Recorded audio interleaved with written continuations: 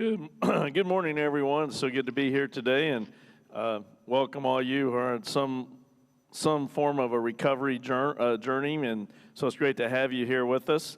And I wasn't here last week and missed being here, and so glad to be back. And again, appreciate everybody that makes this happen. All the technicians in the back there that put this online for us, and everybody from the church that helps us keep going. So I just appreciate everybody for everything we're doing to make this keep happening. Because as we know, recovery is a tough journey, but it is worth it. And we're going to stumble and fall. We're gonna at times not do what we're supposed to. We're going to relapse or get close to relapsing. But the point is I hope as we continue, the theme here is that God is very gracious and loving and merciful, and all you got to do is just get back on track. But it's hard. Overcoming addiction is so hard. It's just such a tough journey that's so challenging and takes time. And in America, we like to do things very quickly. Recovery is not one of those. So today we're going to talk about manipulating others as we continue our series on addictive thinking and addictive behaviors. And of course, this probably is one of the most frustrating subjects we have for recovery from the family and friend of addicts, is how much we manipulate when we're in our addictive behaviors. But it all kind of fits with the same kind of theme, is that we just really don't like ourselves. It's hard for us to develop a belief system that we're okay. And it's hard for us to develop a belief system that we're okay just the way we are. And so we can become very manipulative. And also, of course, if we're our hurts, habits, and hang-ups have become so strong that we've lost positive control of them, it's hard for us to not become manipulative because we want to keep our addictions alive and well. So you've probably heard I know I've said it several times, but the kind of the funny saying or question about when do you know an addict is lying, and then of course the answer is when their lips are moving. So that's kind of self-deception as well. But the point is that when we're addicted, we're very manipulative, and we do so many things to try to get by with stuff, and it's just so easy to do.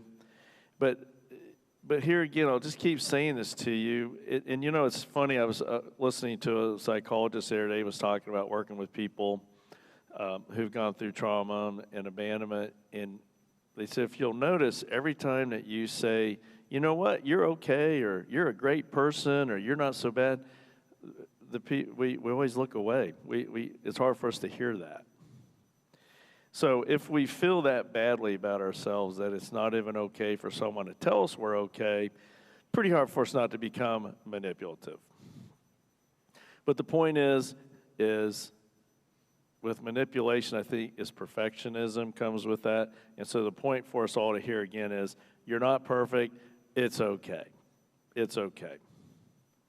What I see with so many of us in the addiction is that we're kind, we're caring, and we're sensitive people who have been harmed, either in our childhood or in our adult lives.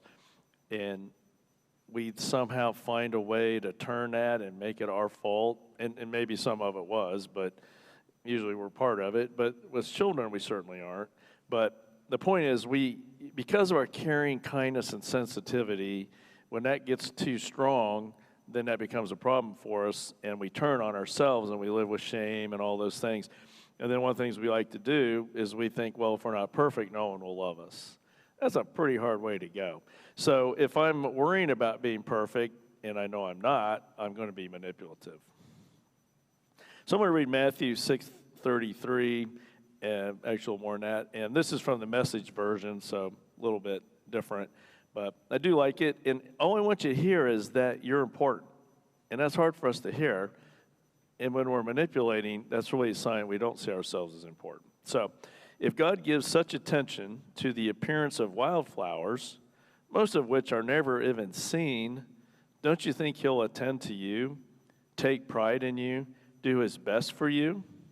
What I'm trying to do here is to get you to relax, to not be so preoccupied with getting, and I'm going to change this to not being so preoccupied with hiding and manipulating, so you can respond to God's giving.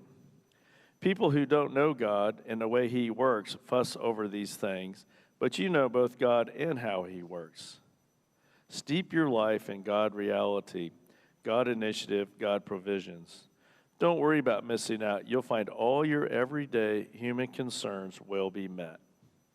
That's hard to hear when you're working out of the addiction mode, because there's no way that anybody out there can be trusted. There's no way that God can be trusted, or even if there is a God, and if there is a God, he's mad at me, is going to punish me and get me.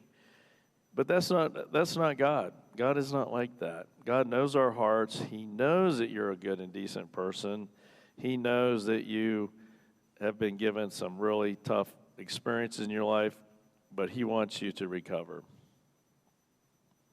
Paul writes in Philippians 4, he goes, actually, I don't have a sense of needing anything personally. I've learned by now to be quite content, whatever my circumstances. I'm just as happy with little as with much as with little.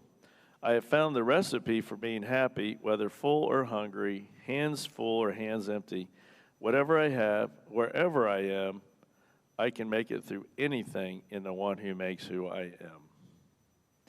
So we just got to find ways. You know, I think the problem is in affluent countries such as America, we get caught up in all the wrong things. We get caught up in possessions and materialism and all those things, when the fact is what's really important is for us to have connection and love and peace of mind, because a lot of us don't have that.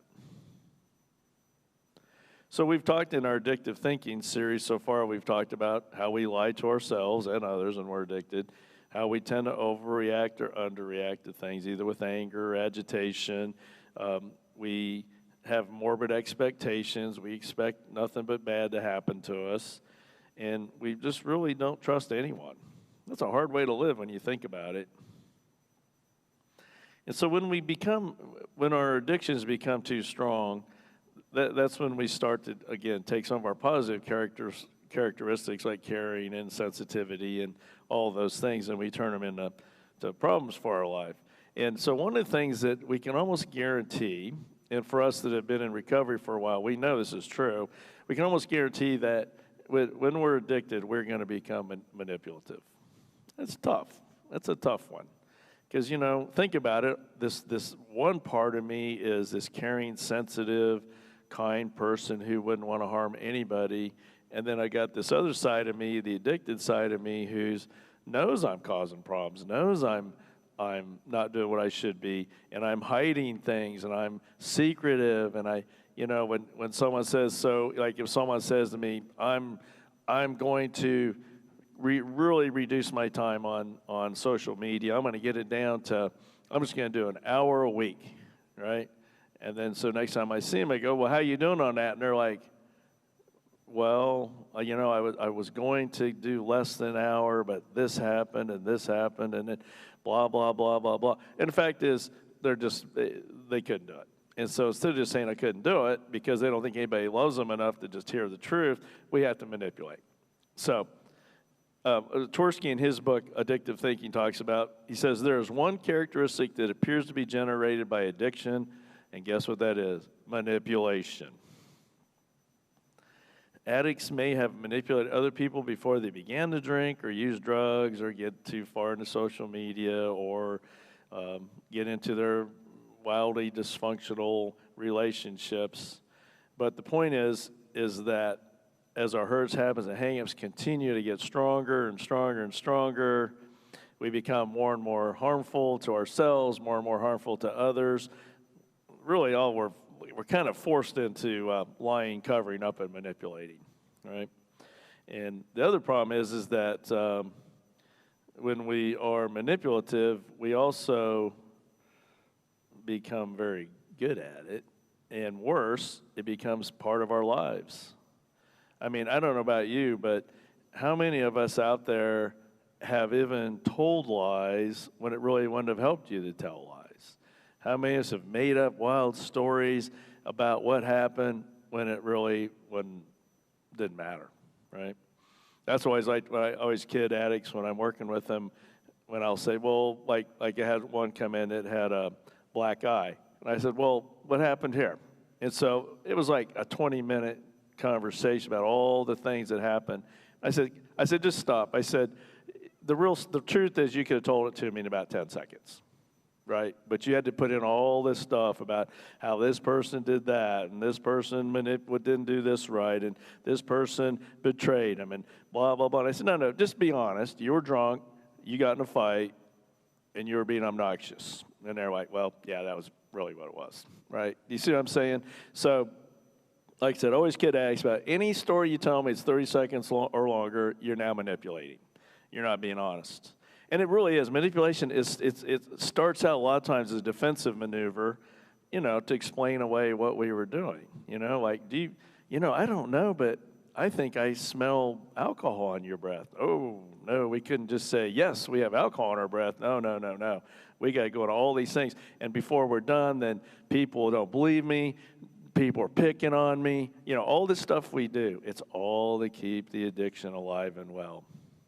And the problem with manipulating, if we're not careful, is that it just takes on a life of its own. It gets to be a real problem. And I'm sure all of us out there either know about ourselves when we were like that, or we know others in our lives who are like that. And it doesn't matter what the subject is. They're going to fabricate and make it bigger and smaller and all the things they need to do just to keep that addiction alive and well. So the addict manipulates just to manipulate and lies just to lie, even though there may be nothing to gain. So again, for us in the recovery world, we go, yeah. For us that aren't, we're kind of like, what did you just say there? The point is, when we're addictive thinking, we're very destructive. And sadly, most of the destructions, it's back at us because of how we feel about ourselves. And we just continue to do things to harm ourselves. And of course, the thing that I always tell people is so important is when people come to me and say, I'm done, I want to stop, I'm destroying my life, I'm destroying my family, I can see it's killing me, right? And first thing I always tell them is I said, this is going to be a very, very difficult journey. And, again, I always think it seems almost unfair, doesn't it, that here I am, I've been doing all these things I shouldn't be. I've been causing all sorts of problems. I've created havoc in my life and everybody else's lives, and I finally get it. And I go, you know what? I'm going to stop doing these things. I'm going to stop, right? So you would think that, God would come down and sprinkle a little pixie dust on our heads and life would just be better, right?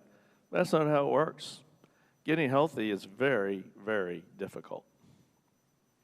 But it isn't that hard to understand if you've been in recovery, because what is one of our favorite definitions for addiction is habitual behaviors to avoid pain, right? So guess what we've done our whole lives? We have avoided pain. We have done it in the wrong ways. Instead of talking to people and going to groups and getting with a therapist and all those things, what did we do? We became dysfunctional and we became destructive. And what we were doing was, instead of facing our pain, we were hiding from our pain. So it's easy for us in recovery to understand that, but when you're first entering this world, you think, oh my gosh, the people have come in to me and said, I'm done, I'm never going to do such and such ever again. Right? And I'm like, okay, well, you just guaranteed that you're going to do it again when you said that, because there's no way it's that easy. And that's one of the big manipulations of addicts that we do to ourselves is we go, I've got it, I'm done, it's behind me, I'm cool. Yeah, but it doesn't happen, right? And so I always tell people, be careful when you do all stuff, not con yourself first. This is going to be tough. I always think about how the Bible, I know the Bible wasn't written for recovery, but man, does it fit in so many places. You look at Adam and Eve, talk about addictive. So they've got everything they need in the world, Everything's great. And God says you can do anything you want but this one thing. And there we went, right? I don't know how long. I'm not really sure how long it took them to get to that tree and do what they were supposed to, but I'm guessing it wasn't very long, right? So then, of course, then God comes through the garden and says, well, who did someone? And they're like, what? I don't know what you're talking about, right? Well, then when they, of course, like you can pull one on God. So then God, says, okay, no. Then, of course, Adam in his, heroic moment blames Eve for it, right? So we started out really on a wrong foot, and we've been on that one ever since. And so God, and I love how Gerald May says this, he kicked them out of the Garden of Eden because he loved them, not because he didn't. If he would have left them in there, they would have continued to do all the dysfunctional things they were doing. So instead, he kicked them out, and only that, he made sure they couldn't get back in, right? So then, fast forward, the Israelites get delivered from the Egyptians and all the terrible things as slaves, and they go right to Israel and have this beautiful, wonderful country, and they're just all there living with God, right? Wrong. God said, no, that's not going to work. So 40 years they walked. They wandered. 40 years because God knew it doesn't happen overnight. We could go on with stories. The fact is, with human behavior, I wish there is not a switch on us that we can just turn on and turn off. I wish there was. I wish I could say, okay, we're going to shut off the addictive switch. You're free from that. But it isn't that way. And I see us, I read about it, I hear people are just desperately trying to find this addiction gene so we can have a little pill and it's going to solve all of our problems. Well, it's not going to work because most of the problems are based on emotional, psychological pain and abandonment, those kind of things. You can't have a pill for that. Unless I guess we could do the Men in Black thing and, neuralize this and then we won't remember anything. But I'm not sure that's what I want either. So, when someone comes in, they're excited, they're going to change their lives, they're going to do everything right, that usually lasts about 4 days, maybe, right? I think about some of the guys I've gone to go see at Pamunkey Jail, which is a local jail here, and through the glass, they're telling me, I'm going to become Father of the Year, I'm not going to use when I get out, I'm going to go to school, I'm going to blah, blah, blah. And about 30 days later, it's all fell apart, right? And the reason is because the temporary gains they feel are not going to last because it's not real. They're manipulating themselves. What they need to be saying is, you know what? I'm facing a very difficult journey here. I need to go to group. I need to find a therapist or someone. I need to get around some healthy people, and I need to go do some restitution and make amends to people I've harmed, and then I'll start getting my life together. But that's not, so you get the point. What we're doing here is we're manipulating ourselves. And so Tversky's quote is, people might gain a temporary advantage by putting something over on others, but it's a hollow triumph when they con themselves. And that's what we do so much at the time. When we're addicts, we con ourselves. So the victor is also vanquished. So we may have been out there manipulating other people, like these guys that, in jail are going to get out and they're going to go and they're going to live with their parents, they're going to get their life together, and they're going to save money and all those things. And again, none of it happens, right? So the other thing is that we do to manipulate ourselves is we have these flashes of insight where we suddenly get how blind we've been, how destructive we've been. We're going to change everything. We even see how selfish we've been and how inconsiderate we've been to other people, and we're going to fix all this. And you know what? I'm not that stupid. I am not going to go back and do all that stuff again. I have now graduated, and I don't need recovery, right? I shouldn't, if more people here, I'd say, how many of us in this room have said that I don't really need to come to NorthStar anymore, or AA, because I've got it now. Yeah, that lasts for, at the most, a couple months.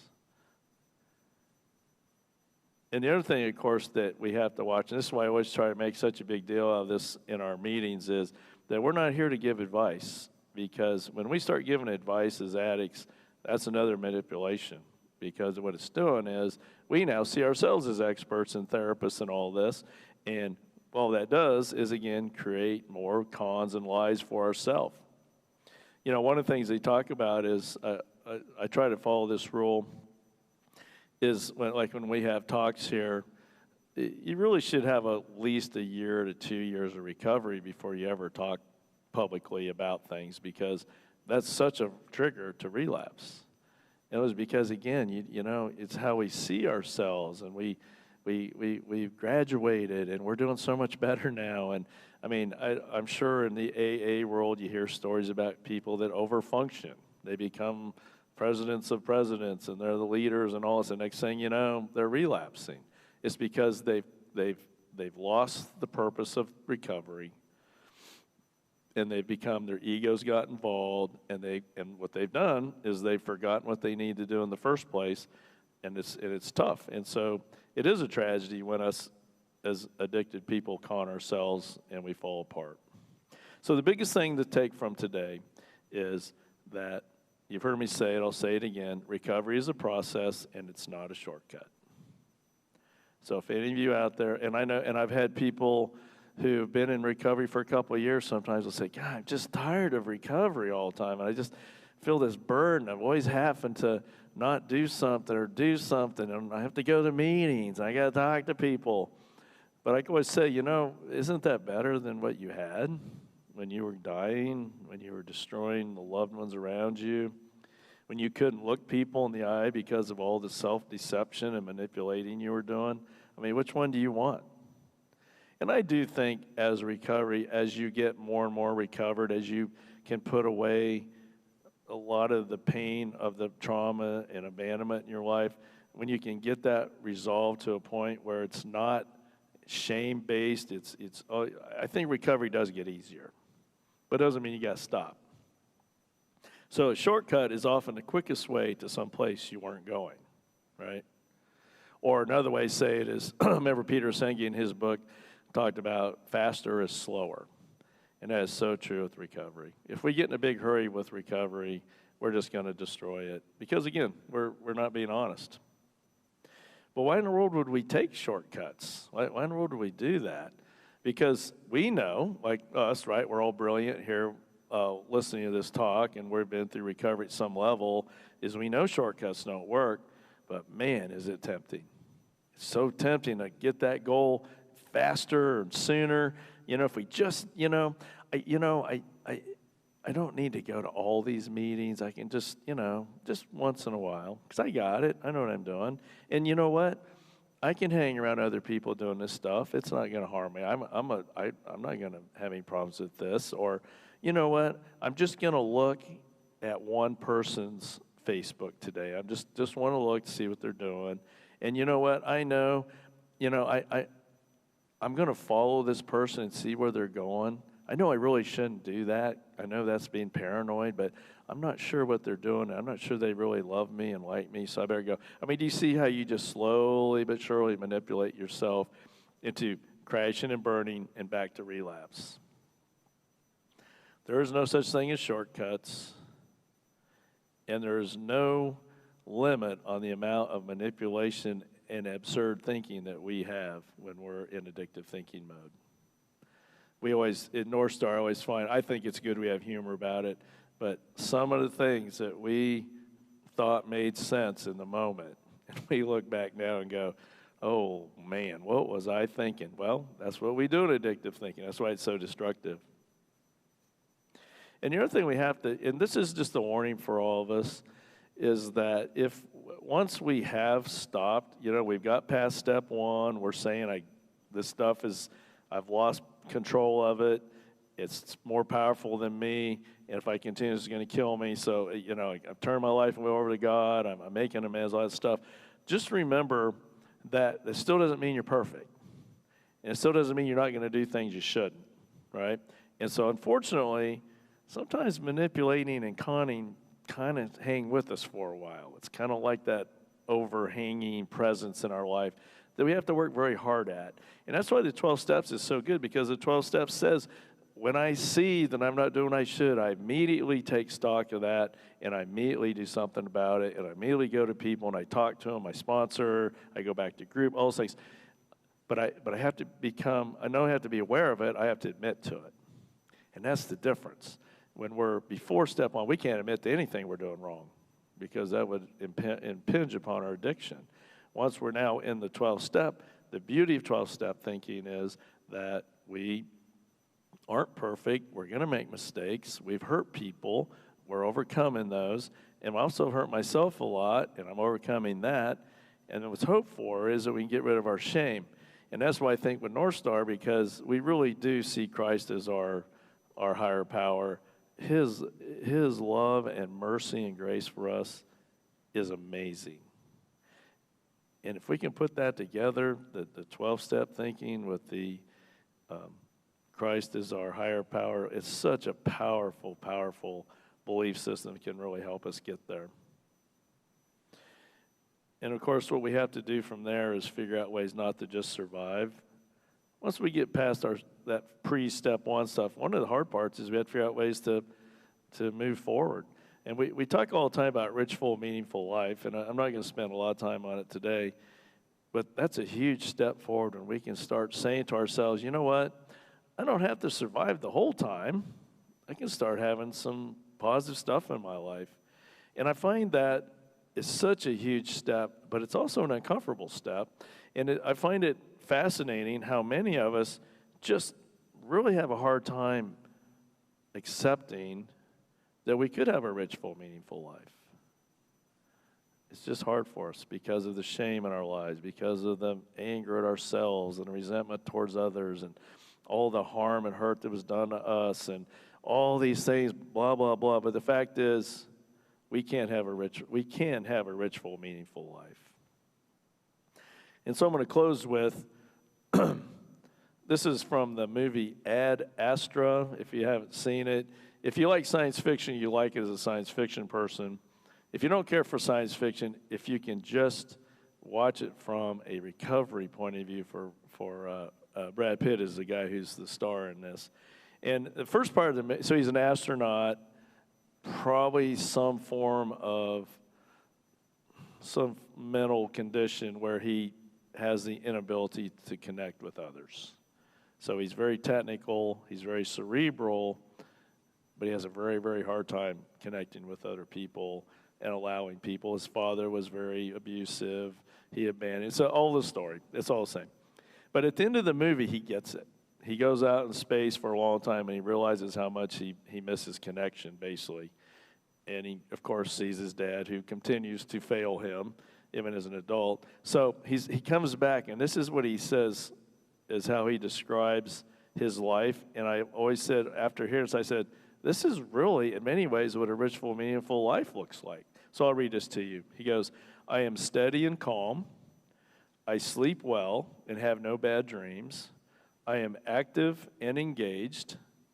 I am aware of my surroundings and those that are in my immediate sphere. I am attentive. I'm unsure of the future, but I am not concerned. I am focused on the essentials and at the exclusion of all else.